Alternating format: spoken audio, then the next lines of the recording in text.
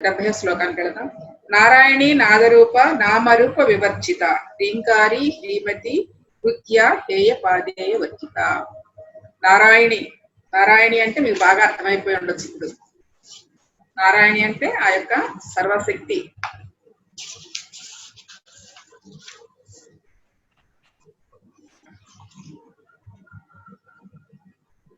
ఎలా అంటే ఇప్పుడు మనం మామూలుగా అయితే మన సీతాయనంలో అంటున్నాం కదా, నారాయణి స్వరూపము నారాయణ నారాయణి అని చెప్పేసి అని ఆ యొక్క ఆదిశక్తి యొక్క అంశాలే ఇవన్నీ. కానీ దాన్ని మనం విశ్లేషణ చేసుకుందాం. ఎలా ఉంటుందంటే విశ్వం ఒక అండవల్ అంటే ఎలాగంటే ఒక తల్లి గర్భంలో పిండము ఒక ద్రవ పదార్థంలో ఎలా మాయ అనే ఒక ద్రవ పదార్థంలో ఎలా తేలియాడుతూ ఉంటుందో, అలాగే ఈ కనపడే విశ్వం అంతా కూడా విశ్వము ఒక అండములో అలా కదలాడుతూ ఉంటది అనమాట.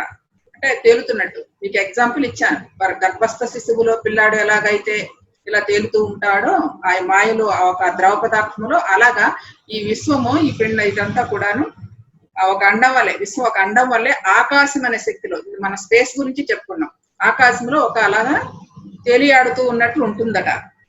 ఇది ఇది దర్శించి చెప్పినాయండి, హయగ్రీవాచార్యులు దర్శించి చెప్పింది అనమాట. అయితే ఆకాశం అంటే శక్తి పరమాణువుల క్షేత్రం. శక్తి పరమాణువు తెలుసు కదా, న్యూట్రాన్ ప్రోటాన్స్ అని చెప్పేసి అని. దానిలో ఎనర్జీ మాలిక్యూల్స్ ఉంటాయి, ప్రోటాన్స్ ఉంటాయి, న్యూట్రాన్స్ ఉంటాయి. అవన్నీ కూడా శక్తి పరమాణువుల క్షేత్రం. ఆ రెండు పరమాణువులు అణువులు పరమాణువులు ఏమవుతుందంటే అలా ఆ యొక్క తిరుగుతూ ఉన్న దాని జరుగుతున్నప్పుడు ఒత్తిడి తరంగాలతో నిండి ఉంటది అనమాట. దీనినే సనాతన ఋషులు ఏమంటారంటే నారములు అని అన్నారు. అవేమిటంటే ఆ ఒత్తిడి తరంగాలు ఏవైతే ఉన్నాయో ఆ తరంగములని నారములు అని అన్నారు. దాన్ని ఈదర్ అని కూడా అంటారు. మనకు తెలిసిన భాషలో అంటే ఈదర్. అదొక రకమైన పదార్థం అనమాట. అంటే మనకు శాస్త్రజ్ఞులకు కనపడేది, చూడబడేది. కనపడంది ఏదైతే ఉందో అది ఋషులు దర్శించారు. దాన్ని ఇది ఒక ద్రవ పదార్థంగా ఉంటది. ద్రవ పదార్థం అంటే ఆ ఈదర్ని ఒక ద్రవ పదార్థంగా ఉంటది. ఆకాశం అంతా నిండి ఉంటది. ఈ నారములు సకల జ్ఞానవంతము, సకల శక్తివంతము అని చెప్తారనమాట. అయితే ఈ నారముల్లో ఉన్న సర్వజ్ఞత్వం అనే నారాయణ్ణి అని కీర్తించారు. ఆ లోపల ఆ యొక్క ప్రయాణం ఏదైతే ఉందో, ఆ స్పేస్ ఏదైతే ఉందో దానిని నారాయణి అని కీర్తించారు.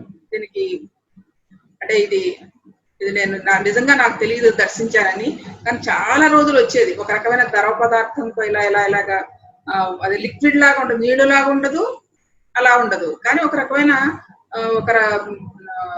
ఒక మందపాటి ఇలా తిరుగుతూ ఇలా అలల్లా ఉండేది. ఎంతకాలం వచ్చిందో నాకే తెలియదు, నాకు ఆ ఎక్స్పీరియన్స్. తర్వాత ఎప్పుడో అది ఒక పదార్థం అనుకున్నా కానీ నాకు అంత తెలియదు. ఇప్పుడు అర్థమవుతుంది అనమాట, నేను చూసింది అదే అని చెప్పేసాను. అంటే ఆ ఈదర్ అనేది ఆ ద్రవ పదార్థం ఏదైతే స్పేస్ లో ఏదైతే ఉందో ఆ నారములు అనేది మనం ఆ యొక్క ఋషులు ఏదైతే దర్శించారో అది నేను చూశాను. ఇప్పుడు నాకు అర్థమవుతుంది, ఇది రాసిన తర్వాత, ఇది తెలుసుకున్న తర్వాత నాకు.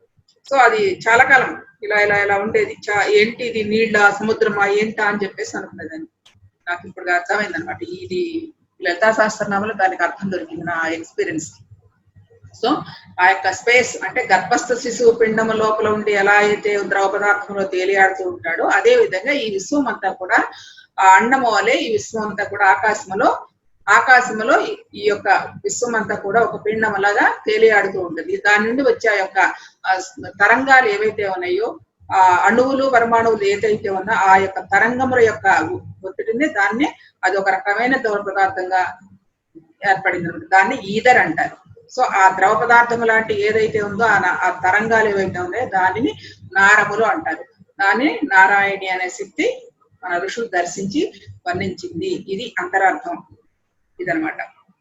నారాయణి అంటే మామూలుగా చెప్పుకోవాలంటే అమ్మ శక్తి నుంచి, ఆదిశక్తి నుంచి ఉద్భవించిన లక్ష్మి, సరస్వతి, పార్వతి ఎలా ఉన్నారో వాళ్ళు నారాయణి అంటే నారాయణుడి భార్య లక్ష్మిని వర్ణిస్తారు. ఆ నారాయణి అని చెప్తారు. తర్వాత రాముడి భార్యను సీత కాబట్టి ఆవిడ నారాయణి అంటారు. అట్లా హరి అవతారం ఏదైతే ఉందో దాని ఆ పత్ని అలాగా నారాయణి, విష్ణుమూర్తి, లక్ష్మీదేవి ఇలా చెప్పుకుంటారు అనమాట. కానీ మనకి అర్థమైంది ఏంటంటే ఇక్కడ ఇది ఇన్నర్ అనమాట, అంతరార్థం, పూర్తిగా అద్వైత స్థితి అనమాట. ఈ యొక్క విశ్వం ఎలా ఉంది, మన లోపల మన పిండం ఎలా అయితే ఉందో ఆ విధంగా ఆ యొక్క స్పేస్ అంతా కూడా ఆ యొక్క ఆకాశంలో ఈ విశ్వం ఒక పిండము వలె, ఒక అండము వలె డైలీ ఆడుతూ ఆ పదార్థముల గుండా ఆ యొక్క తరంగముల ద్వారా వ్యాపించి ఉన్న స్థితిని నారాయణి అని అన్నారు. ఇది ఎన్నిసార్లు చెప్తున్నారు అర్థం చేసుకుంటారని. దాన్నే సర్వజ్ఞత్వము అంటారు. సర్వజ్ఞత్వం అంటే ఆమ్నినెస్, అంతా అంటే ఆమ్నిసెన్స్ అంటే దానిలో జ్ఞానం అంతా దానిలోనే ఉంది. కాబట్టి ఈ యొక్క దీన్ని ఎవరైతే దర్శిస్తున్నారో, ఎవరైతే దాని గురించి అర్థం చేసుకుంటున్నారో, అప్పుడు ఏమవుతుంది, ఆ యొక్క సకల సర్వస్వము విజ్ఞానం అంతా దానిలోనే ఉంది, ఆ నారాయణిలోనే ఉంది. ఆ నారాయణిలో ఉన్న సకల శక్తివంతము, సకల జ్ఞానము కూడా ఆ యొక్క సాధకుడు దర్శించగలడు. మరి దర్శించారు కాబట్టి హైగ్రీవాచార్యులు అంత చక్కగా చెప్పారు. దానిని సర్వజ్ఞత్వము అంటారు, లేకపోతే సకల శక్తివంతము అంటారు, సకల జ్ఞానవంతము అంటారు. ఆ యొక్క స్థితిని, ఆ నారాయణ స్థితిని ఏదైతే మనం చెప్పుకున్నామో నారాయణ స్థితిని, దానిలో ఉన్నదంతా సారము, జ్ఞానము, శక్తి. సో దాన్ని అర్థమో చేసుకుంటాడు సాధకుడు ఆ స్థితికి వెళ్ళినప్పుడు. దాని యొక్క అందుకనే జ్ఞానం అనేది ఆటోమేటిక్ గా అనేక కోణాల్లో ప్రతిసారి ఎన్నోసార్లు మనకు చెప్తూ ఉంటారు. ఒక పాయింట్ నే అనేక కోణాల్లో చెప్తారు. ఈ 5 వేళ్లనే ఎన్నిసార్లు చెప్తారో మనకు అర్థమవుతుంది కదా. 5 వేళ్లతోనే బోల్డు సమాచారాన్ని అందిస్తున్నారు. ఎక్కడి నుంచి వచ్చింది?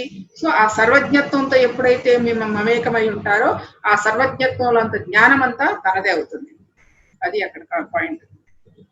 అలాగా ఎదుగుతున్న కొద్దీ మనకి అలాగే అందబడుతూ ఉంటది. అలాగే నర అంటే శరీరము, ఆయనం అంటే ప్రయాణము. నర అంటే శరీరము, నరుడు ఎవరండి? అర్జునుడు. నారాయణుడు ఎవరండి? శ్రీకృష్ణ భగవానుడు. భగవద్గీత ఆ యొక్క కురుక్షేత్ర యుద్ధంలో నరనారాయణుల మధ్య జరిగింది భగవద్గీత. నారాయణుడు శ్రీకృష్ణుడు అయితే నరుడు అర్జునుడు. అర్జునుడు ఏం చేశాడు? ఇక్కడికి వచ్చి తన యొక్క విలువిద్య మీదే తను పెట్టాడు. నారాయణుడు ఏం చేశాడు? కృష్ణుడుగా జన్మించి ఇక్కడ జన్మ తీసుకుని గురువు దగ్గర ఉండి జ్ఞానం నేర్చుకున్నాడు. తన జన్మ సంస్కారం ఉంది, కానీ ఈ జన్మలో తన యొక్క భౌతిక ప్రపంచంలో కృష్ణుడుగా జన్మించి గురువు దగ్గర సాందీపుని దగ్గర చేరి తన యొక్క జ్ఞానాన్ని అంతా పూర్తి చేసుకున్నాడు. ఆయన నారాయణుడు అయ్యాడు, నరుడు. అర్జునుడు ఏం చేశాడు? తన శక్తిని యుక్తిని అంతా కూడా విలువిద్యల మీద పెట్టాడు. ఆయన నరుడుగానే ఉన్నాడు. అది తేడా అనమాట. సో మనం దేని మీద పెడుతూ ఉంటే దాని మీద మనకు ఆ యొక్క ఫలం వస్తూ ఉంటుంది అన్నది చెప్పారు. కాబట్టి నర అంటే ఈ శరీరము, ఆయనం అంటే ప్రయాణము, నారాయణి అంటే అందరి శరీరంలోనూ అంతర్యామిగా ఉండేదే అని అర్థము. నారాయణి అంటే ఉంది కదంటే అందరి శరీరాల్లో నారాయణి రూపంలో అంటే ఆత్మశక్తి రూపంలో, ఆత్మస్వరూపిణిగా, విశ్వశక్తిగా, కుండలిని శక్తిగా, చైతన్య స్వరూపిణిగా. సో ఇలా సర్వులలో, అందరిలోను, అన్ని జీవరాశుల్లోనూ నారాయణి రూపంలో ఉన్నదని ఈ యొక్క నారాయణి అనే నామానికి అర్థం. ఇది అంతరార్థం. ఇక నాదరూప, నారాయణి అంటే విశ్వమంతటా నిండి ఉన్న ఒత్తిడి తరంగాలనే ఓంకారనాదం అని మన వాక్య, ఋషుల వాక్య. ఇందాక చెప్పుకున్నాం కదండి. అది ఆ యొక్క స్పేస్ నుంచి అది ఏదైతే ఆ యొక్క ద్రవ పదార్థ ఈధర్ లాంటిది ఏదైతే ఉందో ఆ యొక్క తరంగముల శక్తిని దాన్ని ఈధర్ అని, దాన్నే నారాయణి అని అనుకున్నాగా, ఆ ఒత్తిడి, ఆ తరంగాలే ఎలా తిరుగుతున్న కొద్ది చూడండి వైబ్రేషన్ వస్తూ ఉంటది కదండి. ఇప్పుడు ఇక్కడ మనం ధ్యానం చేస్తుంటే అక్కడ మీకు ఎలా వైబ్రేషన్ వచ్చింది, ఎలాగ మీరు ఫీల్ అవుతున్నారు. సో ఈ వేవ్ తరంగాలు అన్నది ఎక్కడా దేనికి అడ్డం లేదు. ఎంత దూరమైనా ప్రయాణించగలే అద్భుతమైన శక్తి తరంగాలు ఇవి. ఆ విధంగా ఇక్కడ ఏమవుతుంది? ఆ తరంగాల ద్వారా, ఒక ఒత్తిడి తరంగాల ద్వారా ఒక నాదం పుట్టింది. ఆ నాదమే ఓంకార నాదము. అది నాదం, శబ్దము కాదు. ఓంకార నాదము పుట్టింది ఆ యొక్క తరంగముల ద్వారా. అది చెప్తారు, ఋషులు దర్శించి చెప్పింది. ఈ ఓంకారనాదం విశ్వవ్యాపితంగా స్పందనలు, ఈ ఓంకారనాదం విశ్వవ్యాపితంగా స్పందన రూపంలో ఉంది. అది శబ్దము కాదు, నాదం అని గ్రహించాలని నాదరూప అని నామార్థం.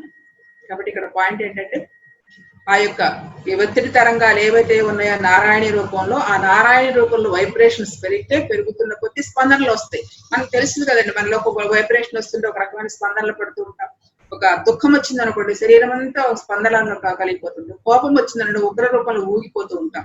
అలాగే నవ్వు వచ్చింది అనుకోండి, ఆనందం వచ్చిందంటే పగలబడి నవ్వేస్తాం. ఇవన్నీ లోపల నుండి జరిగే ప్రకంపనలు. సో ఆ విధంగా ఈ యొక్క ఓంకార నాదం యొక్క ప్రకంపనలు సర్వత్రా వ్యాపించున్నాయి. అది నాదం అని గ్రహించాలి. తర్వాత దాని నుండి శబ్దం పుట్టింది. ఆ నాదము నుండి ఆకాశం, ఆకాశం నుండి శబ్దం వచ్చిందండి. కాబట్టి ఇక్కడ ఫస్ట్ ఏదైతే ఇది ఆరిజిన్, మూల చైతన్యం అనే యొక్క ఏదైతే చెప్పుకుంటున్నామో అది ఎలా ఏర్పడింది అని అంటే, దానికి కూడా ముందు మనం చెప్పుకున్నాం. ఒక బిందువు ఉంటది, ఆ బిందువు యొక్క చలనమే ఆ బిందువుకి ఒక సృష్టి చేయాలని ఒక కోరిక కలిగినప్పుడు తన నుండి ఒక చిన్న బిందువుగా పక్కకు జరిగి ఆ బిందువు నుంచి మొత్తం ఇదంతా సృష్టి అంతా ఏర్పడుతుంది అన్నది ఇంతకు ముందు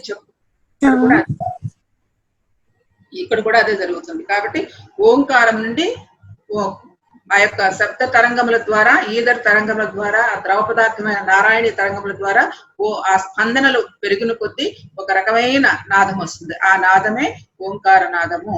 అది నాద రూపమనే గ్రహించాలని చెప్పి ఇక్కడ అంతరార్థ స్వరూపం. చూడండి, మీకు సైలెంట్ జోన్ లో ఉంటారు. మీరు మనకంటే ఇక్కడ అనకూడదు కానీ మీకు సబర్బన్స్ లో అట్లా చాలా హాయిగా ఉంటారు కదా. మీరు ఆ ప్రకృతితో ఒకసారి అనుసంధానం అయినప్పుడు ఒక రకమైన శబ్దం వస్తుంది. లేదా మీరు మీ పల్లెటూళ్ళలో నుంచి వెళ్ళిన వాళ్ళు అనుకోండి, పల్లెటూళ్ళలో ఉంటే చాలా నిశ్శబ్దం అయిపోతుంది సాయంత్రం 7:30-8 కల్లా. అలాంటి సమయంలో మనం కింద రిక్కించి మనం వింటే చక్కగా చాలా శబ్దం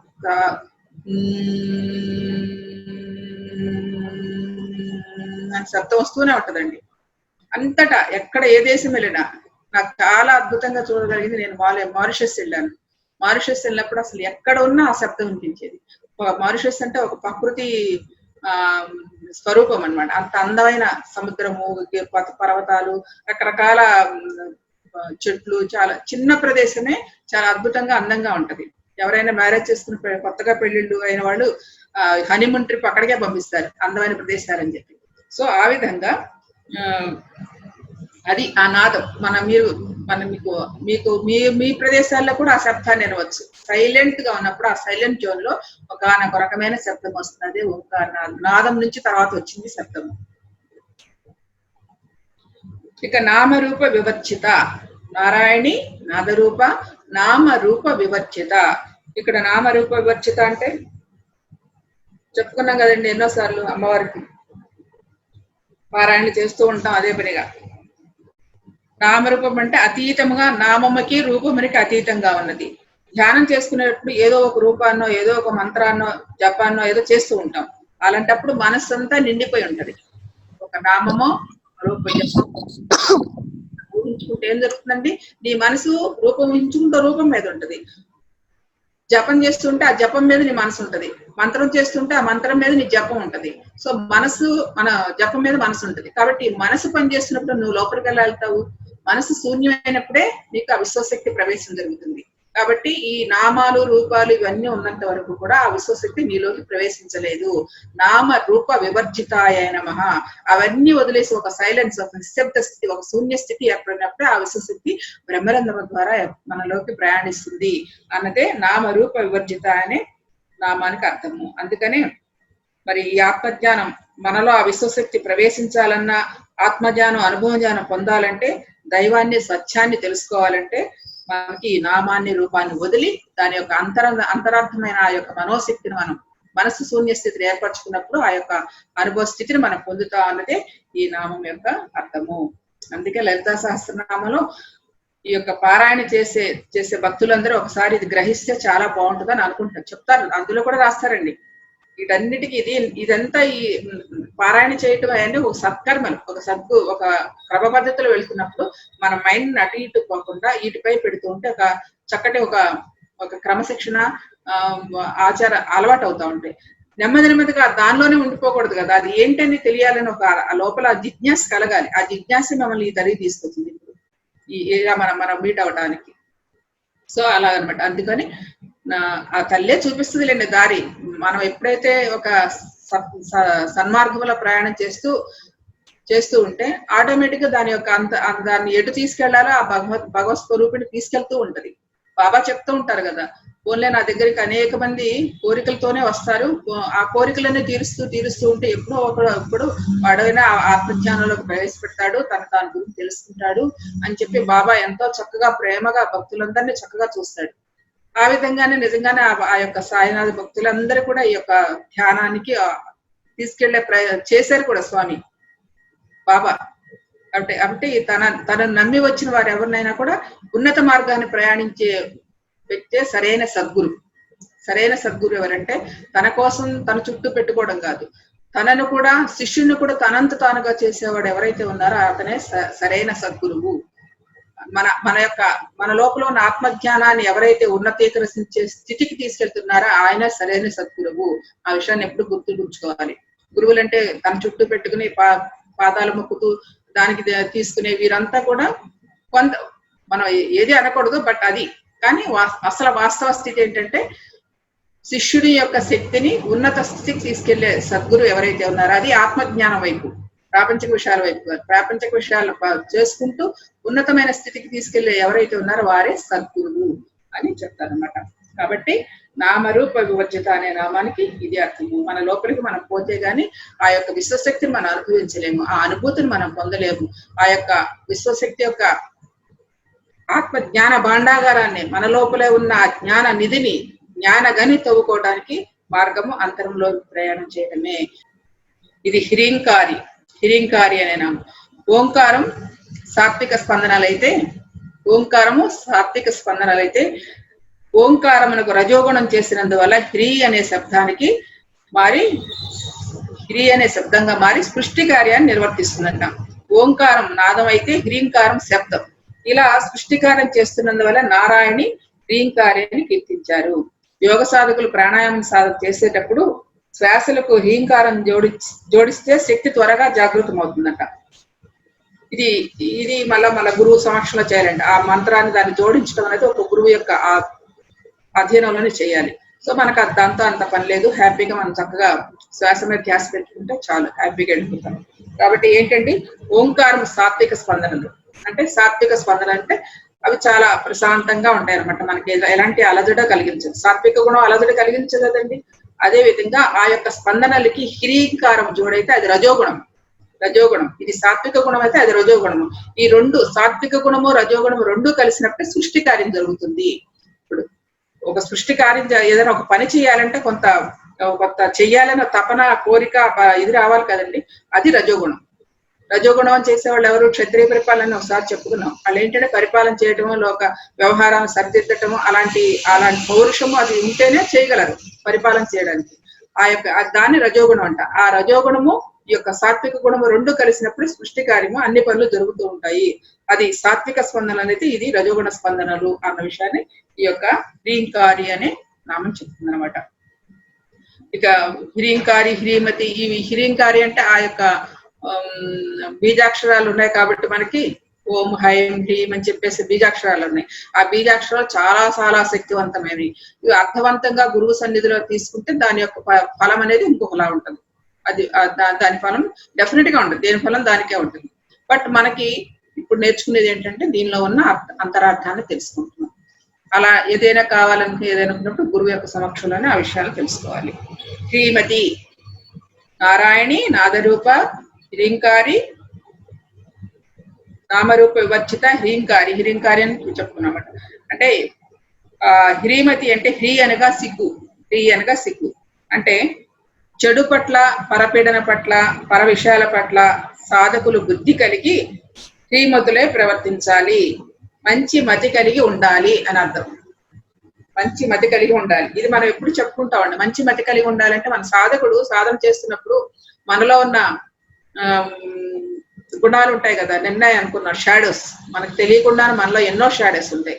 మనలో కొన్ని తప్పు పనులు చేస్తూ ఉంటాం, మన మంచి పనులు చేస్తూ ఉంటాం. మనకి అహంకారం ఉంటది, మదం ఉంటది, పొగరు ఉంటది, గర్వం ఉంటది.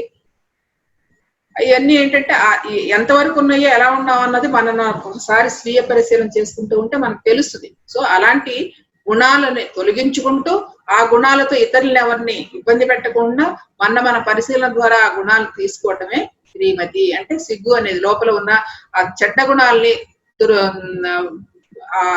ఆ యొక్క కూడని ఏదైతే ఉన్నాయో ఆ యొక్క సరికాని వ్యవస్థనంతా తొలగించుకుంటూ ఉండమే అది స్వీయ పరిశీలన ద్వారానే జరుగుతుంది. ఆ స్వీయ పరిశీలన ద్వారా ఎలా జరుగుతుంది అంటే, ఇదిగో ఈ ధ్యాన యోగము, స్వాధ్యాయ యోగము, సజ్జన సాంగత్య యోగముల ద్వారా నేను తెలుసుకున్న జ్ఞానాన్ని అక్కడ మనం తెలుసుకోవాలి. ఇది మంచిగా, ఇది చేయడానికి తెలుస్తుంది. ఇన్ని వింటున్నాం కదా, ఇంత జ్ఞానం వింటున్నాం కదా. సో ఈ జ్ఞానం విన్నప్పుడు అక్కడ మనకు అప్లై చేసుకోవాలి. ఎంతవరకు కరెక్ట్, ఎంతవరకు కాదు అనేది తెలుసుకుంటూ, అలాగే నీ లోపల ఉన్న ఆత్మ కూడా చెప్తుంది ఇది మంచిగా కాదని. ఇంకా బాగా మీరు అబ్జర్వ్ చేస్తే మనం మన ఆత్మ అంటే మన శరీరంలో సరికాని పని చేస్తుంటే ఒక రకమైన అనీజీనెస్ ఉంటుంది. అదే సరైన పనులు చేస్తుంటే లోపల ఉన్న టిష్యూస్ అన్ని కూడా ఆనందంగా, ఆ కణాలన్నీ లోపల నాడులన్నీ కూడా ఆనందంగా ఉంటాయి. సరికాని పని చేస్తుంటే శరీరానికి ఒక రకమైన అస్వస్థత కలుగుతుంది. మీరు చాలా అబ్జర్వ్ చేస్తుంటే తెలుస్తుంది అనమాట. మనపై మన అంత నిఘా ఉండాలి, అంత సెన్సిటివ్, అంత సూక్ష్మంగా గమనిస్తూ ఉండాలన్నమాట. సో కాబట్టి హ్రీమతి అంటే మనలో కూడని విషయాలు అయితే తొలగించుకుంటూ ఉండటమే హ్రీమతి. అలా చేస్తూ సాధకుడు ఎప్పుడు కూడా అలా ఉంటే ఆ విశ్వశక్తి తొందరగా పనిచేస్తుంది, తొందరగా జాగృతం అవుతుంది అని చెప్పడమే ఈ హ్రీమతి అనే నామానికి అంతరార్థం. కృత్య సాధకులు తన మనస్సుల్ని సకల జీవుల పట్ల క్షమ, దయ, కరుణ అనే కృత్య అంటే అది అనమాట. సకల జీవుల పట్ల కరుణ, క్షమ, దయాగుణము కలిగి ఉండాలి. ఈ క్షమకి, దయాకి, కరుణకి ఇవి హద్దులు లేవు, అనంతమైనవి. ఒకరికి ఇస్తాను మరొకరికి ఇవ్వకూడదు అన్నది కూడా కరెక్ట్ కాదు. అన్ని జీవుల పట్ల, మన తోటి మనుషుల పట్ల, మన తోటి సహోదరులైన జంతు జీవుల పట్ల, జంతు జాతి పట్ల, అలాగే వృక్ష జాతి పట్ల, అన్నిటి పట్ల కూడా చక్కటి క్షమాగుణము, దయాగుణము, ప్రేమగుణము, కరుణారసము అన్ని కలిగి ఉండటం కృత్య అనే నామానికి అర్థము. హేయ పాదేయ వర్జిత అందరినీ సమానమైన అనుగ్రహంతో, సమానమైన అంగీకారం భావంతో చూసేదే అని అర్థము. హేయ పాదేయ వర్జిత అంటే ఇక్కడ ఏంటంటే ప్రతి ఒక్కరిని యాక్సెప్ట్ చేయాలి, అనుమతించాలి, అంగీకరించాలి. ఆ మూడులు యాక్సెప్టెన్సీ, అంగీకరించడం, అనుమతించడం, ఆస్వాదించడం, ఈ మూడు ఉండాలన్నమాట. ఈ మూడు ఉన్నప్పుడే అందరినీ కూడా సమంగా చూసుకోగలం. మనకి ఇష్టమైన వాళ్ళని బాగా చూసుకుంటాం, మనకి ఇష్టం లేని వాళ్ళని పెడతాం. ఇది సహజంగా జరుగుతుంది, తప్పదు. అందరినీ అలాంటి భావనతో చూసే స్థితి మనం ఎదగాలి. ఇప్పుడు అన్ని చోట్ల మనం కొంతమంది దగ్గర హాయిగా ఉండగలం, కొంతమంది దగ్గర ఉండలేనప్పుడు ఏం చేస్తాం, అక్కడ మనకి ద్వేషం పనికిరాదు. అక్కడ ద్వేషం మనలో ఉండకూడదు. మనకి సరికాని ఆ యొక్క స్థితి మనకంటే ఆ అడ్జస్టబుల్ లేనప్పుడు కాస్తంత పక్కలో తప్పుకుని ఆ గుణం మనసులో ఎప్పుడు రానకూడదు. లోపల ద్వేషం అనేది ఉండదు, శత్రుభావన ఉండకూడదు, ప్రేమ భావనగా మార్చుకోవాలి. అది నెమ్మది నెమ్మదిగా మనకు వస్తుంది. అంటే నీకు ఇష్టమైన వాళ్ళని, ఇష్టం లేని వాళ్ళని కూడా ఒక సమదృష్టితో చూసే ఆ స్థితిని మనం సంపాదించుకోవాలి అన్నదే హేయ పాదేయ వర్జిత. దానికి అదే చెప్తారు. అంటే వెన్నెల అన్ని చోట్ల ఎలా ప్రసరిస్తుందో, సూర్యుని కాంతి అన్ని చోట్ల ఎలా ప్రసరిస్తుందో, గాలి అన్ని చోట్ల ఎలా ప్రసరిస్తుందో, నేను ఫలానా చోటికి వెళ్తా ఫలానా చోటికి వెళ్ళని చెప్పదు గాలి. నేను వెన్నెల పేదవాడింట్లో పడను, నేను గొప్పవాడి ఇంట్లోనే పడతాను అన్నది వెన్నెల. ఎండ నేను కొంతమంది మాత్రమే విరుస్తానని అలా అందం. అట్లా ఏదైతే వాళ్ళ నిస్వార్థంగా ఎలా అయితే మనకి ఆ గాలిని, వేడిని, చల్లదనాన్ని, నీరుని అన్ని ఎలా మనం వాడుకుంటున్నాం, పంచభూతాలు వాటికి ఎటువంటి ఫలితాలు ఆశించకుండా వాళ్ళు అవన్నీ ఎట్లా అయితే నిష్కామ కర్మంగా మనకు పనిచేస్తున్నాయో అదే విధంగా మనం సకల జీవుల పట్ల కూడా ఆ యొక్క భేదభావం లేకుండా సమానంగా చూసే బుద్ధి రావాలి అని హేయ పాదేయ వర్జిత అనే నామం చెప్తుంది.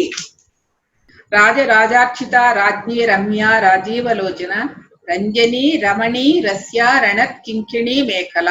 చూడండి ఇక్కడ రాజార్చిత రాజ్ఞి రమ్య రాజీవలోచన రంజని రమణి రస్య రణత్ కింకిణి మేఖల. ఇక్కడ అన్ని రా రా రా రా అనే పదాలు వచ్చినాయి. దీనికి ఏంటో అర్థం తెలుసుకున్నాను. రాజరాజస్ ఇక్కడ రకారము పదే పదే పదే ఉచ్చరించబడింది అనమాట. రకారంతో కూడిన బీజాక్షరములు క్రీం క్రీం అని ఇవి శక్తి ప్రదాతలు. అంటే ఇందాక చెప్పుకున్నాం కదండి, ఐం ఓం హైం హ్రీం శ్రీం అని ఇవన్నీ కూడా ఒక్కొక్క బీజాక్షరము ఒక శక్తి ప్రదాత, అంటే శక్తిని ఇస్తాయి అనమాట. అట్లాగే హిరింకారం, ఈ రకారం కూడా హిరీం సంబంధి. హిరీం చూడ దానిలో హిరీంలో రకారం ఉంది. సో హ్రీం క్రీం అంటే ఇవన్నీ రకార బీజాక్షరాలు, అవన్నీ కూడా శక్తి ప్రదాతలు అని చెప్తున్నారు. మరి అహంకారానికి మూల కారణం రాజసం. అహంకారానికి మూల కారణం రాజసం. రాజసం అంటే ఏమిటి? రాజసం కంటే మించిన రాజసమును రాజరాజ అని అన్నారు అనమాట. సాధకుడు తనలో సకల విధములైన అహంకారాలను దైవానికి అర్పిస్తూ సాధన చేయాలని రాజరాజార్చిత అనే నామం చెప్తుంది. రా అంటే రాజరాజార్చిత అంటే రాజసానికి మించిన రాజసం. కొంతమందిలో చూడండి చాలా అద్భుతంగా ఉంటుంది. వాళ్ళందరూ వాళ్ళ యొక్క ఫిగర్ అంటే వాళ్ళ యొక్క శరీర దారుఢ్యమే కావచ్చు, ఆ విగ్రహం, శరీరం అనే విగ్రహము చూస్తుంటే చాలా గొప్పగా అనిపిస్తుంది అనమాట. చూడంగానే చెయ్యెత్తి నమస్కరించాలని అంత అందంగా అనిపిస్తూ ఉంటాయి కొంతమందికి. అలా చూడంగానే అలా చెయ్యాలనిపిస్తుంది. కొంతమందిని చూడుంటే అలా అనిపించదు. సో ఏంటి, నా శరీర దారుఢ్యం గాని, వారి యొక్క లోపల ఉన్న మానసిక స్థితే గాని, వారి యొక్క ఆధ్యాత్మిక స్థితే గాని అలాంటి అనుభూతి కలిగిస్తూ ఉంటది మనల్ని. అలాగే వాళ్ళు ఎలా ఉంటారు, రాజరాజస్యం అంటే వాళ్ళకి అన్ని నాకు తెలుసు అనే ఒక గొప్ప క్వాలిటీ ఉంటది, అన్ని తెలుసు అని. అంటే మామూలు మనుషులకైతే ఏమవుతుందంటే అహంకారం చాలా బాగుంటది. మదము, గర్వము, అహంకారం అని ఇవన్నీ ఉంటాయి కదండి. ఈ మదము, గర్వము కాస్తే ఉంటాయండి. అహంకారం అనేది మాత్రం మనం చచ్చేంత వరకు ఉంటుంది. చూడండి, ఎప్పటికప్పుడు లేదు లేదు అనుకుంటాము, ఎప్పటికప్పుడు వస్తూనే ఉంటది. ఏదో ఒక క్షణంలో మనకి అహం తొంగి చూస్తూ ఉంటది. ఈ అహం అనేది చాలా గొప్ప విషయం అండి. మదము, ఈ గర్వం అని ఏంటంటే మనకున్న స్థితులను బట్టి బాగా డబ్బు సంపాదించామనుకోండి, అప్పుడు ఏమవుతుంది, మనకి ఒక రకమైన అబ్బా నేను చాలా సంపాదించిన ఒక గర్వం లాంటిది వస్తుంది. అలాగే మదం అనుకోండి, మనం చాలా గొప్ప పనులు చేసో లేకపోతే గొప్ప ఫలితాలు ఇవన్నీ అనుకోండి, అవి కొంతకాలమే ఉంటాయి, అవి ఎక్కువ ఉండవు, అవన్నీ కూడా తొందరగానే పోతాయి. ఈ అహం అన్నది మాత్రం చూసారంటే, అహం అనేది మన లైఫ్ లాంగ్ ఉంటది. మన లైఫ్ లాంగ్ ఇప్పుడు చూసినా మనం దాన్ని ఎదుర్కొంటూ ఉండాల్సిందే. లేదు అని అనుకున్నాము, ఎప్పుడో ఒకసారి అలా పడ చూపిస్తుంది. ఎందుకంటే దానికి ఉదాహరణ ఎంతో మంది మహానుభావులు. విశ్వామిత్రుడు, దూర్వాస మహర్షి, మరి ఇప్పుడు మనం ఇంత చెప్పకుండా ఈ దేవతలు ఎంతమంది, ఇంద్రుడు, అలాగే వశిష్ఠ మహర్షి. ఈయనకి లేదా మన వశిష్ఠ మహర్షి ఎంత గొప్ప యోగి అనుకుంటా, ఆయన కూడా ఒక అహంకారం వచ్చింది. అలాగే ప్రహ్లాదుడు, చిన్నపిల్లాడప్పుడు ప్రహ్లాదుడు అంత నారాయణ భక్తుడు, మరి అతనికి కూడా అంత పెద్ద అయిన తర్వాత రాజ్యకాంక్షలో వచ్చి తను కూడా ఒక అహంకారానికి పోయి మరలా జన్మ తీసుకున్నాడు. సో ఇంతమంది మహానుభావులు ఎంత ఇదిగా ఉన్నారంటే, అహం అనేది ఎట్లా ఉంటదంటే వాళ్ళు ఏది చేద్దాం తొంగి చూస్తూ ఉంటది. కాబట్టి నిరంతర ఆ యొక్క అన్వేషణలో, నిరంతర జాగరూకతలో ఉన్నా కానీ అహాన్ని తొలగించుకోలేము. కాబట్టి ఇక్కడ సాధకుడు ఏం చెప్తున్నాడంటే, తనలో ఉన్న అహంకారం అన్నది దైవానికి అర్పించి సాధన చేయాలి. రాజార్చిత అనే నామానికి అర్థం చెప్తున్నారు. ఇది రాజార్చిత. రా అంటే ఆ యొక్క రకారంలో ఒక శబ్దం ఉంటుంది, దానిలో రజోగుణం ఉంటుంది అనమాట. దానివల్ల మనకి ఈ పనులన్నీ చేయగలం. కానీ ఉండాలి అహంకారం ఉండాలి. మనం ఇక్కడ ఒక నామంలో చెప్పుకున్నాం. అహంకారం ఎలా ఉండాలో తెలుసా అండి? ఒక మంచి పని చేయడానికి ఇప్పుడు మనం చేస్తున్నాము, ఇది లలితా సహస్రనామం గురించి తెలుసుకోవాలని అనుకుంటున్నాము. నేను తెలుసుకోవాలని తపన ఉంది చూస్తారా, ఆ తపన ఉన్నతమైన అహంకారం. నేను తెలుసుకుంటున్నాను, నాకు అన్ని తెలుసు అని చెప్పుకోవడం అది అధపాతాళమైన అహంకారం. తెలుసుకోవడానికి ఉన్నత ఉచ్చ నీచాలు కూడా ఉంటాయి అక్కడ. ఒక సబ్జెక్ట్ ని ఒక జ్ఞానాన్ని తెలుసుకోవడంలో తెలుసుకోవాలనే తపన ఉండటం చూస్తారా, దాన్ని అహం అంటే అదొక రకం, అది ఉన్నతమైన అహం అని చెప్తారన్నమాట. ఒక నమ్మలో వచ్చింది అనుకుంటే చెప్పినట్టున్నాను. కాబట్టి అది ఉండాలి, కానీ ఏ పాళల్లో ఉండాలని మనం తెలుసుకోవాలన్నమాట. అది మనని నశింపచేసే గుణంతో ఉండకూడదు, ఒక ఉన్నత స్థితికి తీసుకెళ్లే గుణంలో ఉండాలి. కాబట్టి తర్వాత ఏం చేయాలంటే, మన ఆహాన్ని మనకి ఎప్పటికప్పుడు మనం గమనించుకుంటూ ఉండాలి. ఎంతటి మహానుభావులు! వశిష్ఠ మహర్షి వచ్చిందంటే చాలా అద్భుతం అనిపించింది. ఆయన ఎన్ని వేదాలు ఎన్ని చేస్తారు, అట్లాంటి ఆ యొక్క మహానుభావులే మనకు నిదర్శనం. సో కాబట్టి ఇది రాజార్చిత. సకల విధములైన అహంకారాలని, మనలో ఎలాంటి అహంకారాన్ని అన్ని దైవానికి అర్పిస్తూ, నేనంటూ ఏమి లేను, నేను సర్వం శూన్యం, ఇంకా అలా అర్పిస్తూ అప్పుడు సాధన చేస్తే ఆ సాధకుడు ఆ యొక్క స్థితిని పొందుతాడు అని అర్థం అన్నమాట. రాజ్ఞి, విశ్వమునకి మహారాజ్ఞి. రాజ్ఞి అంటే మహారాణి. శ్రీమాత, శ్రీ మహారాజ్ఞి, శ్రీమత్ సింహాసనేశ్వరి అని చెప్పుకున్నాం కదా, అదే మరి ఇక్కడ మహారాజ్ఞి అంటే మహారాజ్ఞి. శ్రీమాత, శ్రీ మహారాజ్ఞి అంటే ఆ యొక్క విశ్వానంతటికి పరిపాలించే ఆ యొక్క శక్తి. చూడండి, అక్కడ సృష్టి, స్థితి, లయే. శ్రీమాత అంటే సృష్టి, శ్రీ మహారాజ్ఞి అంటే స్థితి, సింహాసనేశ్వరి అంటే సింహ అంటే లయం అనమాట. లయం, సృష్టి, స్థితి, లయములే ఫస్ట్ దానిలోనే మనకు వచ్చేసినాయి. అసలు మొత్తం అంతా కూడా ఆ యొక్క ఫస్ట్ శ్లోకములోనే ఉండిపోయింది. శ్రీమాత శ్రీమత్ సింహాసనేశ్వరి అని. శ్రీమాత, శ్రీ మహారాజ్య, శ్రీమత్ సింహాసనేశ్వరి. ఆ స్త్రీలో కూడా 3 ఉంటాయి. స్త్రీలో కూడా 3 స్త్రీలు ఉన్నాయి. చూడండి, అన్నిటికి 3 స్త్రీలు ఉన్నాయి. శ్రీమాత, శ్రీ మహారాజ్య, శ్రీమత్ సింహాసనేశ్వరి. సృష్టి, స్థితి, లయ, సకారము, రకారము, ఓకారము. సో ఇట్లా అన్నిట్లో 3 ఉండటమే కలిసి ఉన్నది. ఆ యొక్క మనలో ఉన్న ఆ గుణాలన్నీ కూడా అర్పిస్తూ రాజ్ఞి అంటే మహారాజ్ఞి. విశ్వమునికి ఆధిపత్యం వహిస్తున్న ఆదిశక్తిని మానవ శరీరంలో ప్రాణశక్తిగా ఉన్నందున ఆదిశక్తియే సాధకుని శరీరానికి అధిపతి అని మహారాజ్ఞి అని కీర్తించారు. కదండి, ఈ మహారాజ్ఞి అంటే రాజ్యాన్ని పరిపాలించే మహారాణి అంటారు. మనలో ఎక్కడుంది మహారాణిగా అంటే మనలో సాధకుడులో కుండలిని శక్తి రూపంలో ఉన్న ప్రాణశక్తిని మహారాజ్ఞి అని కీర్తించారని చెప్పి ఇక్కడ చెప్తున్నారు మహానుభావులు. రమ్య, రమ్య అంటే తనలో తాను రమించుట. తనలో తాను రమించినప్పుడు కలిగే, రమించడం అంటే మనం ఇప్పుడు ధ్యాన సాధన చేస్తున్నాం. సాధన చేస్తున్నప్పుడు మనలో ఆ విశ్వశక్తి మనలో ప్రవేశించినప్పుడు దాని ఫలితం ఏంటో అనుభవిస్తున్నాం కదా. అంటే మనలో రమించడం ద్వారా వచ్చిన అనుభూతి ఏదో ఉందో ఆ అనుభూతిని రస్య అని. రస్య అంటే రమ్య అంటే రమ్య అంటే రమించడం, దానిలో ఉన్న అనుభూతిని మనం పొందుతున్నామో దాన్ని రమ్య అంటారు. అది ఎలా ఉంటదంటే మనం మనోహరమైంది, ఆహ్లాదకరమైంది గాను మనస్సుని బట్టి మన చుట్టూ వాతావరణం ఉంటుంది. మనం ఎప్పుడు మంచి ఆలోచనలతో, ఉల్లాసంతో, ఉత్సాహంగా ఉంటే మన చుట్టూ కూడా మంచి అద్భుతమైన చక్కటి కాంతి ఏర్పడుతుంది. ఆహ్లాదకరమైన వాతావరణంలో మనతో పాటు మన చుట్టూ ఉన్న వారు కూడా ఉంటారు. ఇది అలా ఉండే వ్యక్తుల దగ్గర మనోహరమైన అనుభూతిని పొందుతాము అని చెప్పేసి అన్నాము అన్నమాట. అంటే రమ్య అంటే మనలో మనం రమించుట. ఆ రమించుట అనే స్థితి ఎప్పుడు వస్తుందంటే మన యొక్క సాధన ద్వారా మన ఆత్మశక్తిని, మన విశ్వశక్తితో మనం అనుసంధానం అయినప్పుడు మనకు కలిగే శారీరక స్పందనలు, మానసిక స్పందనలు, ఆధ్యాత్మిక స్పందనలు ఏదైతే ఉన్నావో ఆ స్పందనల అనుభూతిని మనం అనుభవించడమే. అనుభూతి అనుభవిస్తున్నప్పుడు ఆటోమేటిక్ గా మీలో ఒక రకమైన ఉత్సాహకరమైన, ఆనందకరమైన వాతావరణము మీలో ఉంది కాబట్టి ఆ వాతావరణం మీ చుట్టూ కూడా ఏర్పడుతుంది. ఆ చుట్టూ ఉన్న వాళ్ళ ఏ వ్యక్తులు అయితే ఉన్నారో ఆ వ్యక్తులు కూడా ఆనందంగానే ఉండగలరు. అంటే మన ద్వారా ఆ యొక్క తరంగాలు వ్యాపితమైనప్పుడు ఆ తరంగాలలో ఎవరైతే సంచరిస్తున్నారో వాళ్ళు కూడా ఆనందించే స్థితికి ఎదుగుతున్నారు అని అంటే అంత అద్భుతమైన ఈ యొక్క శక్తి తరంగాలు అనేది చెప్తుంది అనమాట రమ్య అనే నామానికి. రాజీవలోచన సాధకుడు దయార్థ హృదయుడై ఆనందంతో నిండిన దృష్టిని భ్రూమధ్య స్థానంలో నిలిపి ధ్యానం చేయాలని అర్థం అనమాట. రాజీవలోచన అంటే లోచనములు అంటే కనులు ఏం జరుగుతుంది, ఈ రెండు కళ్ళు మనకి ఇలా కళ్ళు మూసుకోగానే ఆటోమేటిక్ గా రెండు కళ్ళు ఇక్కడికి స్థితమవుతుంది భ్రూమధ్య స్థానంలో. ఆ భ్రూమధ్య స్థానంలో నిలపటమే రాజీవలోచన అని మనకు అర్థం. ఇక రంజనీ రమణి రంజింపచేయునది అని అర్థము.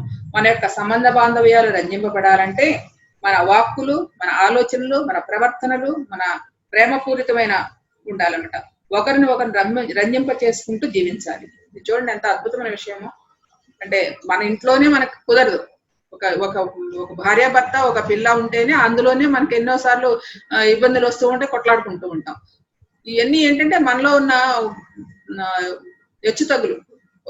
ఒక రకంగా చెప్పాలంటే చిన్న చిన్న అహాలు, చిన్న చిన్న గర్వాలు, చిన్న చిన్న పొగర్లు అనమాట. ఇవన్నీ ఏం చేస్తాయి, మన ఎలా చేస్తాయి. కాబట్టి ఏం చేయాలి, ఇలా ఉండాలంటే రంజనీ రమణి అంటే రంజింప చేయటం అంటే కనీసం మన ఉన్న చుట్టూ ప్రదేశాన్ని మన చిన్న ఫ్యామిలీనైనా ఎల్లప్పుడూ ఉత్సాహంగా ఆనందంగా ఉండాలంటే చిన్న చిన్న వాటిని కొన్ని సమర్థించుకుంటూ, సమన్వయం చేసుకుంటూ, వాటిని వదిలేసుకుంటూ ఎప్పటికప్పుడు మనం ఉత్సాహంగా ఉండాలి.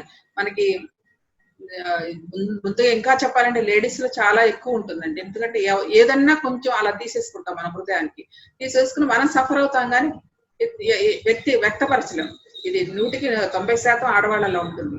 కాబట్టి వ్యక్తపరచలేని స్థితి ఏమవుతుందంటే అది మనలో ఒక బాధాకరంగా మారుతుంది. అది మనం సప్రెస్ చేస్తుంది. అలా కాకుండా ఏదో అయితే అయింది అనుకున్నారు. ఏ చిన్న ప్రపంచం, మన జీవితం ఎంత ఉన్నదంతా ఒక 60-80 ఏళ్ళు ఉంటాము. ఈ 80 ఏళ్ల జీవితంలో ఎన్ని పోగొట్టుకుంటాం చూడండి. ఆ అహమలకి ఆ యొక్క అభిమానాలకు పోయి మనలో ఉన్న చిన్న చిన్న సంతోషాలను కూడా పోగొట్టుకుంటాం. ఆ చిన్న సంతోషాలు అంటే మన చిన్న ఆలోచనలకి, మన సరికాని చిన్న ఆలోచనలకి సమన్వయం చేసుకోలేకపోతే, అంగీకరించలేకపోతే, ఆస్వాదించలేకపోతే మనం ఉన్న చుట్టూ ఈ చిన్న ప్రపంచంలోనే మనం దుఃఖదాయకంగా చేసుకుంటాం. అలా కాకుండా మనం చక్కగా మాట్లాడుకుంటూ నువ్వు ఆనందంగా ఉంటూ చుట్టూ ఉన్న వాళ్ళు కూడా ఆనందింప చేయగలిగే ఆ మంచి వాక్కులు, మంచి పనులు, మంచి ఆలోచనతో, మంచి ఉత్సాహంగా ఆనందంగా ఉండే స్థితిని చుట్టూ ఏర్పరచుకోవడమే రంజనీ రమణి అంటే మనకి ఎలా ఆ సంబంధ బాంధవ్యాలు మనం ఎలా పెంపొందించుకోవాలంటే ఇలాగనమాట. చిన్న చిన్నవి వస్తూ ఉంటాయి. ఇంట్లో మనకి ఆ వచ్చినప్పుడు మనకి ఇంతకు ముందు కూడా చెప్పాను, మనలో ఉన్న చిన్న అహాన్ని, చిన్న గదులు పెద్ద అహమే, అహాన్ని కొంచెం డ్రాప్ చేసుకుంటే హ్యాపీగా ఉంటుందండి. లేదు మనం అభిమానంతో దాని మీదే మనం కూర్చున్నామంటే అది చాలా కష్టమైన అనిపిస్తుంది. కాబట్టి ఈ విషయంలో ఎంత ఒదిగితే అంత మంచిది. ఎదిగిన కొద్దీ ఒదగమని చెప్పలా. చెట్లు ఏం చేస్తున్నాయండి, నీళ్ళు ఏం చేస్తున్నాయండి, నదులు ఏం చేస్తున్నాయండి, వాటి ప్రయాణం అవి చేస్తూ ఉన్నాయి. అంతలో మనం మనం చేసే వికృతమైన పనులకి నేను మీకు గాలి ఇవ్వనని అంటలా చెట్లు, మీకు పళ్ళు ఇవ్వనని అంటలా చెట్లు, మీకు నీళ్ళు ఇవ్వనంటలా అంటలా నదులు. సో అవి ఎలా అయితే నిష్కామకరంగా చేస్తున్నా అట్లాగే మన జీవన విధానంలో కూడా మన చిన్న జీవితంలో అయినా సరే చిన్న చిన్నవి వచ్చినప్పుడు అంటే అన్నారులే అని చెప్పి చాలా తేలిగ్గా తీసుకుని పక్కన పడేసేస్తే హ్యాపీగా ఉంటుందండి. ఎందుకు నేను మంచిగానే ఉన్నాను, నన్ను ఎందుకు ఇలా అంటున్నారు అనుకుంటే అక్కడే మీకు పొరపాటు పడుతుంటాం, అక్కడే పడిపోతాం. సో అలా కాకుండా వదిలేస్తాం, టేక్ ఇట్ ఈజీ, వదిలేయండి. తను అలా అన్నారంటే సరే, అజ్ఞానంతో అన్నారు, నిజంగానే అన్నారు అంటే అన్నారు అన్న విషయాన్ని మనం తేలిగ్గా తీసుకుంటే ఎంతో హ్యాపీగా ఉంటుంది ఈ శరీరము, మనసు, బుద్ధి కూడా. లేదు అని మీరు పట్టించుకున్నారంటే మిమ్మల్ని మీరే మనల్ని మనమే హింసింపజేసుకున్నట్టు. కాబట్టి అలాంటి వాతావరణాలను తొలగించేస్తూనే ఆ కుటుంబం ముందర ఫస్ట్ కుటుంబం అనమాట, ఆ కుటుంబ సభ్యులతో ఆనందంగా, సరదాగా, ఉల్లాసంగా రంజింపచేసే స్థితిని మనం తెచ్చుకోవాలి. అదే రంజని రమణి రసత్కింకిణి మేఖల. రస్య రణత్కింకిణి మేఖల అంటే రస్య అంటే సకల నిర్జీవ పదార్థాల రాసుల్లో ఉన్న బ్రహ్మాండమును పాలించుట్లో రసజ్ఞత కలిగి ఉన్నది అమ్మవారు. అంటే రసజ్ఞత అంటే అమ్మవారికి ఈ పరిపాలన చేయడానికి ఆనందంగా ఉంది. అంటే ఈ బ్రహ్మాండము ఈ విశ్వాన్ని పరిపాలించడానికి అమ్మవారికి ఆసక్తి కలిగింది. మనం ఎలా చేసుకున్నా ఏం చేసి ఇవన్నీ చూస్తూ ఆవిడ ఆనందిస్తుంటది.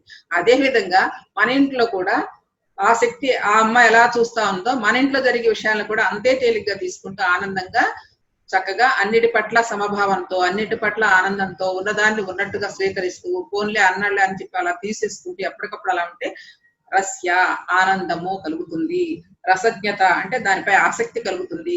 మనం ఎప్పుడైతే ఆనంద స్థితిని మనం ఉంటూ ఉంటాం, మన చుట్టూ ఉన్న ప్రదేశం కూడా పరివారం కూడా అలాగే ఉంటుంది అని చెప్పటమే ఈ యొక్క రస్య అనే నామానికి అర్థము. రణత్కింకిణి మేకల. రణత్కింకిణి మేకల అంటే సాధకుడు మణిపూరక చక్రంలో శక్తిని నిలిపి ధ్యానించినప్పుడు ప్రక్రియను ఓఢ్యానబంధం అంటారు. అంటే మణిపూరక చక్రంలో ఆ శక్తి వచ్చి పరిపూర్ణమైనప్పుడు ఆ శక్తి చాలా ఆనందం కలుగుతుంది అనమాట. అప్పుడు మనసు లయించి సాధన కుదిరింది అనుటకు నిదర్శనంగా సాధకులకి సిరుగజ్జల సభడు వినిపిస్తుంది. రణత్కింకిణి మేకల అనే నామం చెప్తారనమాట. ఇందాక మనం చెప్పుకున్నాం ఒకసారి, సింజానమణి మంజీర మండిత శ్రీపదాంబుజ మరాళీ మందగమన మహాలావణ్య సేవ నిధి అని చెప్పేసి అనుకున్నాం కదండి. అలాగా ఇది కూడా అనమాట. మణిపూరక చక్రంలో సాధకుడికి ఆ శక్తి అంతా పరిపూర్ణమైనప్పుడు ఆ సాధకుడు ప్రయాణంలో చుట్టూ ఆ యొక్క దేవతల యొక్క అంటే చిరు మువ్వల గజ్జల శబ్దం వినిపించడమే. రణకింకిణి మేఘల. కింకిణి అంటే ఈ యొక్క గజ్జల శబ్దం, మేఘల అంటే ఆ యొక్క శబ్దం వినిపించడం అనమాట. ఒకసారి నెమలి ఇలా విచ్చుకుంటే ఎలాగా జూంకారం వినిపిస్తే ఎలా ఉంటుందో అట్లాగా మన యొక్క ఈ సవడులను కూడా వినిపిస్తాయి. ఈ మణిపూరక చక్రము పరిపూర్ణమైనప్పుడు, ఆ శక్తి మణిపూరక చక్రంలో నిండుగా పరిపూర్ణంగా ఉన్నప్పుడు ఇలాంటి అనుభూతులు వస్తాయి అన్నది ఈ రణత్కింకిణి మేఘల అనే నామానికి అర్థము. ఓకే మిత్రులారా, ఇది ఈరోజు రాజార్చిత రాజ్ఞి రమ్య రాజీవలోచన రంజని రమణి రస్య రణత్కింకిణి మేకల అనే నామానికి ఈరోజు మనం అర్థం చెప్పుకున్నాం. ఒకసారి రమా రాకేందు వదన రతిరూప రతిప్రియ రక్షాకరి రాక్షసగ్ని రామా రమణలంపట. రమా రాకేందు వదన, రాకేందు వదన. ఇక్కడ సాధకుడు యొక్క ధ్యాన సాధలో మనసు శూన్యమైనప్పుడు రమ అంటే రమించడం అనమాట. ఇక్కడ కూడాను తనలో తాను రమించు స్థితిని రమ్య అని అన్నారు. ఆ శక్తిని రమ అని. ఈ రమించడం వల్ల సాధకుని ముఖము పౌర్ణమి నాటి చంద్రుని వల్లే ప్రకాశిస్తుంది. చూడండి, ఎప్పుడైతే మనకు ఇంతకు ముందు వదనస్వర మాంగళ్య గృహతోరణ చిల్లిక ముఖ కళంకనాభ మృగనాభి విశేషక అని చెప్పేసి అన్ని నామాలు కొన్ని చెప్పుకున్నాం. అప్పుడు ఏమైంది, మన ముఖాన్ని చాలా ప్రకాశవంతంగా చిరునవ్వుతో ఉంచుకోమని చెప్తున్నారు కూడా. ఇంతకుముందు కూడా ఇంకో శ్లోకంలో విన్నాం. ఎప్పుడు కూడా సాధకుడు మొహాన్ని ఇలా చిట్లించి పెట్టడం అలా కాకుండా ఒక ప్రశాంతమైన వదనం చక్కగా చిరునవ్వుతో అలా పెట్టుకుని సాధన చేస్తే ఆ వాతావరణం హాయిగా అనిపిస్తుంది అనమాట. ఆ లోపల ఉన్న ఆ యొక్క శక్తికి కానీ మనసు చూడటానికి కూడా చక్కగా ప్రశాంతమైన వదనంతో అక్కడ ఎలా ఉంటుందంటే అండి, మన ఆలోచనలు ఎలా ఉంటాయి దాన్ని మనకు ప్రస్ఫుటిస్తుంది. అంటే నీ లోపల ఏదైతే ఆలోచిస్తున్నావో బేస్ ఇస్ ద ఇండెక్స్ అంటారు కదా, బేస్ ఇస్ ద ఇండెక్స్ అంటారు కదా. అంటే నీ ముఖ కవళికలను బట్టి నీ లోపల ఏం జరుగుతుందని గుర్తించే మహానుభావులు ఎంతమంది ఉన్నారు, చూస్తూ ఉంటారు. ఆ విధంగా మన లోపల మనసులో అలజడి ఉందనుకోండి, ఒక రకమైన చికాకు, మనసులో ఒక ప్రశాంతత ఉంటుంది, ఒక ఆందోళన కలిగి ఉంటుంది. అలా కాకుండా మనం సంతోషకరమైన సమయంలో ఉన్నాం అనుకుంటే ఆ ఫేస్ ఎంతో కళకళలాడుతూ తేజవంతంగా ఉంటుంది. ఆ విధంగా సాధకుడు ఎల్లప్పుడూ కూడా ప్రశాంతమైన వదనంతో, చిరునవ్వుతో కూడిన వదనంతో ఉంచి సాధన చేయాలని చెప్తున్నారన్నమాట. అలా చేస్తేనే ఆ యొక్క ఈ రమ అంటే లోపల మన ఆ యొక్క శక్తితో రమించినప్పుడు మన ముఖము ఎలా ఉంటుందంటే, రమ రాకేందు వదన, రాకేందు అంటే ఇక్కడ చంద్రుడు అనమాట. ఇక్కడ చంద్రుడు, ఆ చంద్రుడి పౌర్ణమి నాటి చంద్రుడు ఎంత ఆనందకరంగా ఆహ్లాదకరంగా ఉంటాడో అలాగా ఉంటుందని రమ రాకేందు వదన అనే నామం చెప్తుంది అనమాట. అలాగే ఆత్మరతియే స్వయంగా ఆత్మరతియే రూపం గనక రతి రూప అన్నారు. ఆత్మరతి అంటే ఆత్మతో రమించడమే రతి రూప. ఆత్మతో రమించడం మనం చేసే పని అంతా ఇప్పుడు ఇదే, మన అంతర్ముఖమై మనం చేయగలిగేదంతా కూడా ఆత్మతో మనం ఎప్పుడు అనుసంధానం కలిగి ఉంటామో దాన్ని రతి రూప అన్నారు. అలాగే మనం ఎప్పుడైతే ఈ యొక్క ఆత్మతో రమిస్తూ సంస్తున్నప్పుడు మనలో శక్తి ప్రవేశం జరిగినప్పుడు రతి ప్రియ అన్నారు. నీ ఆత్మతో ఎప్పుడైతే రమిస్తూ ఉన్నావో ఆ ఆత్మే రతి ప్రియ అంటే ప్రియాతి ప్రియమైనది. ఆనందమే కదండి, మన యొక్క ఆత్మతో అనుసంధానం అయినప్పుడు కలిగే ఆ సంతోషము, ముఖమంతం ప్రశాంతమైన వదనంతో సంతోషకరమైన ఆహ్లాదకరమైన వాతావరణం మనలో ఎలా ఏర్పడుతుందో తద్వారా ఆ యొక్క రతి ప్రియ అంటే అది ప్రియముగా అనిపిస్తుంది, చాలా ఇష్టంగా చాలా ఆనందంగా ఉంటాం అంటే ఇక్కడ యొక్క నామానికి అర్థం అనమాట. రతి రూప రతి ప్రియ అంటే రతిని సాధించిన సాధకులు యోగులను సర్వ విధాలుగా రక్షిస్తుంది. ఎవరండి? మనలో ఉన్న ఆ యొక్క విశ్వైక్య శక్తి. అలాగే సాధకుడు ఉన్న రాక్షస గుణాలను నశింప చేసుకునే శక్తి కూడా రాక్షసగ్ని అని నిరంతరం ఆత్మతో రమించిన వారి పట్ల దివ్యశక్తి ఆసక్తితో ఎదురు చూస్తూ ఉంటుందని రమణ లంపట అని కీర్తించారనమాట. అలాగే మన సాధన ఎంత చేస్తున్నా కొన్ని గుణాలు మనలో ఇంకా మిగిలి ఉంటాయి కాబట్టి ఆమె గుణాలను కూడా సంహరించేది కాబట్టి రాక్షసగ్ని అంటే రాక్షస లోపల ఏదైతే రాక్షస సంబంధించి అంటే నెగిటివ్ థాట్స్, అలాంటి రాక్షసులు లాంటి గుణాలని కాదులేండి, మరి మనకు అంతలా ఏముండవు కదా. సో అలాంటి మనలో కూడని గుణాలు, నెగిటివ్ థాట్స్ కూడా నశింప చేస్తుందని ఆ నామన రాక్షసగ్ని. రమణి లంపట అంటే నువ్వు అలా అయితే ఎప్పుడైతే నువ్వు సాధన చేస్తూ ఉంటావో ఆసక్తిగా నా బిడ్డ ఇలా చేస్తున్నాడు, చాలా బాగుంది, వాడికి ఇంకాస్త ఆనందం కలిగిద్దామని ఆసక్తిగా ఎదురు చూస్తుందంటండి. ఎవరండి? ఆ యొక్క విశ్వశక్తి, మనలో ఉన్న కుండలిని శక్తి మాత, మనలో ఉన్న ఆ యొక్క సిద్ధేశ్వరి మాత, మనలో ఉన్న ఆ సిద్ధ మాత మనని ఆనందపరచడానికి బిడ్డ తయారవుతున్నాడు, బిడ్డ చక్కగా సాధన చేస్తున్నాడు, వాడికి ఆనందం కలిగిద్దాం అనే ఉద్దేశంతో ఆ యొక్క ఆనందం కలిగించేదే రమణ లంపట ఆసక్తిగా ఎదురు చూస్తుంది చూడండి మన కోసం.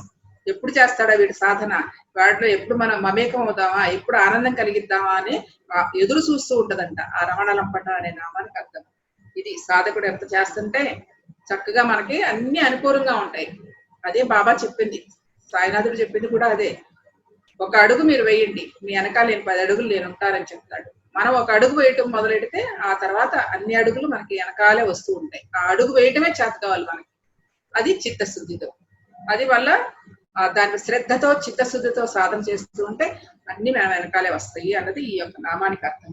నేను ధ్యానం గురించి చెప్తాను, చక్కగా విని చక్కగా మీరు ధ్యానంలోకి ప్రయాణం చేయండి.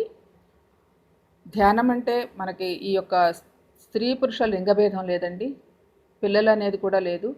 చిన్నవాళ్ళ దగ్గర నుంచి పెద్దవాళ్ళ వరకు కూడా చాలా చక్కగా ధ్యానాన్ని అభ్యసించవచ్చు. ఎవరి వయసుంతో అన్ని నిమిషాలు కూర్చోవడమే ముఖ్యమైనది. కాబట్టి మిత్రులారా, కూర్చునే విధానం ఎలా అంటే మనకి కూర్చోగలిగిన వాళ్ళు చక్కగా బాచి పెట్టేసి కూర్చోవచ్చు, లేని పక్షంలో కుర్చీలో కూర్చోవచ్చు. సౌకర్యవంతమైన భంగిమను తీసుకొని అంటే సౌకర్యవంతమైన ఆసనాన్ని తీసుకొని చక్కగా ప్రశాంతంగా కూర్చోవాలి. కుర్చీలో కూర్చున్న వాళ్ళు కాళ్ళు క్రాస్ చేసుకుని వేళ్లలో వేలు పెట్టుకుని ప్రశాంతంగా కళ్ళు మూసుకుని మన యొక్క నాసికలో జరిగే శ్వాస నిశ్వాసాలను గమనిస్తూ ఉండటమే మనం చేయవలసిందల్లా.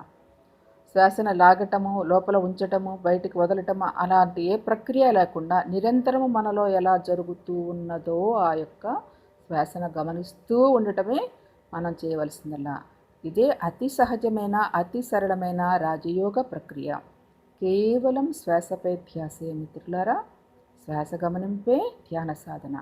జస్ట్ అబ్జర్వ్ యువర్ బ్రెత్ అన్నారు. కేవలం మనలో జరిగే శ్వాస నిశ్వాసాలను గమనిస్తూ ఉండటమే చేయవలసిందల్లా.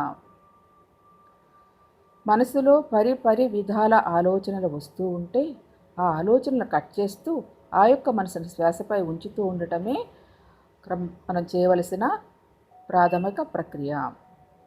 మనసులో పరి విధాల ఆలోచనలు వస్తూ ఉంటే అవి కట్ చేస్తూ ఆ యొక్క మనసుని శ్వాసపై ఉంచుతూ ఉండండి. క్రమక్రమంగా మన యొక్క శ్వాస చిన్నదవుతూ భూమధ్యములో స్థితమవుతుంది. చక్కటి ఆలోచనారహిత స్థితి కలిగి అద్భుతమైన ప్రశాంత స్థితి ఏర్పడుతుంది. యోగ చిత్త వృత్తి నిరోధ అన్నారు పతంజలి మహర్షి. యోగమనగా చిత్తములోని వృత్తులన్నీ రహితమవటమే, మనోశూన్యమవటమే, మనసు ఆలోచనారహిత స్థితి సంభవించటమే. ఆ యొక్క మనోశూన్యమైనప్పుడు ఆ విశ్వమయ ప్రాణశక్తి మనలోనికి ప్రవేశించి మన బ్రహ్మరంధ్రము ద్వారా మనలోనికి ఆవాహన చెంది ఆ ప్రాణశక్తి మన 72,000 నాడుల గుండా ప్రయాణం చేస్తూ ఆ నాడుల్లో ఉన్న మాలిన్యములను, బ్లాక్స్ని ఏవైతే ఉన్నాయో అవన్నీ శుభ్రపరుస్తూ చక్కగా నాడీమండలాన్ని శుద్ధి చేస్తుంది. నాడీమండల శుద్ధి ద్వారా సంపూర్ణ ఆరోగ్యం వస్తుంది, మానసిక ప్రశాంతత లభిస్తుంది. మిత్రులారా, కేవలం శ్వాసపై ధ్యాసయే, శ్వాస గమనింపే ధ్యాన సాధన. నా మాటలు మీకు ఎటువంటి అభ్యంతరాలను కలిగించవు. కేవలం మీ శ్వాసతో మీరు కలిసి ఉండండి. శ్వాసపై ధ్యాస ఉంచండి మిత్రులారా. శ్వాస గమనింపే ధ్యాన సాధన. మానవునికి నిత్య జీవితంలో కావలసింది శారీరక ఆరోగ్యము, మానసిక ప్రశాంతత, ఆత్మవిశ్వాసము, ఏకాగ్రత, ఆత్మజ్ఞానము, ఆత్మవిద్య మొదలైనవి. మరి ప్రతిరోజు హాయిగా ఆనందంగా గడపాలి. ప్రతిరోజు మరుసటి రోజుకి గట్టి పునాది అవ్వాలి.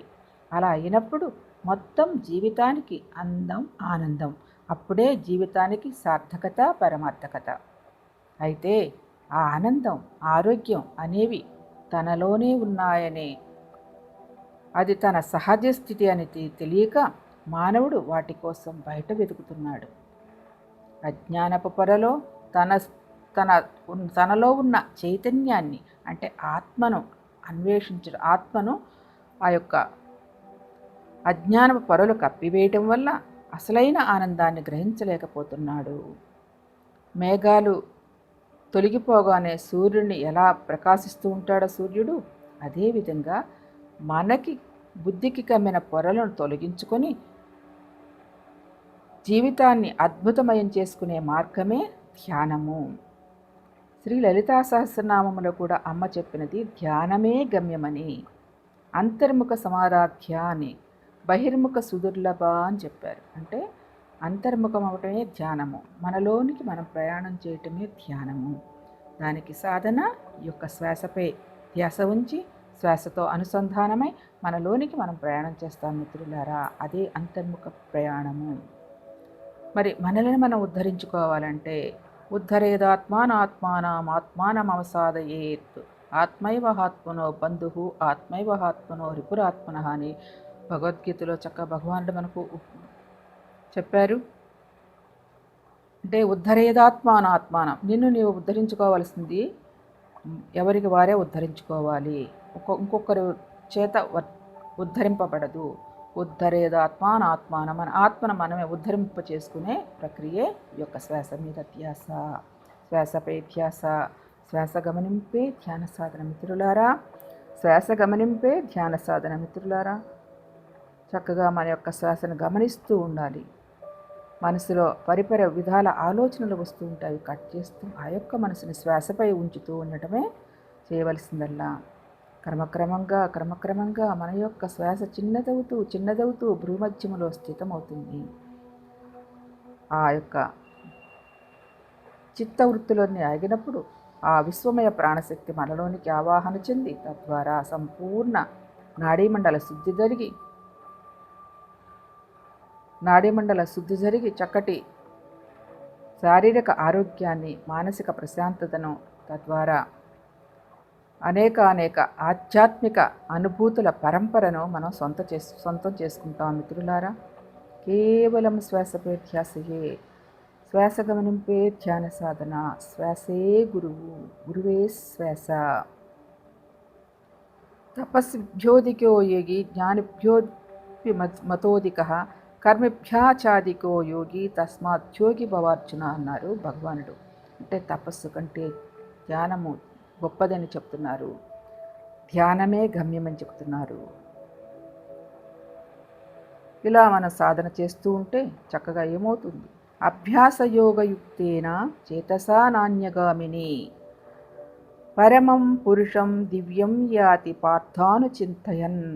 అంటే అభ్యాసము ద్వారా ఇలా నిరంతరము ధ్యాన సాధన చేయటం ద్వారా మన మనసు అన్య విషయముల మీదకు పోకుండా పరమమైనది, పవిత్రమైనది, దివ్యమైనది యొక్క ఆత్మాను అనుభూతిని పొందగలము, ఆత్మతో అనుసంధానం అవ్వగలము, ఆ ఆత్మతత్వాన్ని మనం అవగాహనతో అనుభూతి పొందగలము అని చెప్తున్నారు భగవానులు.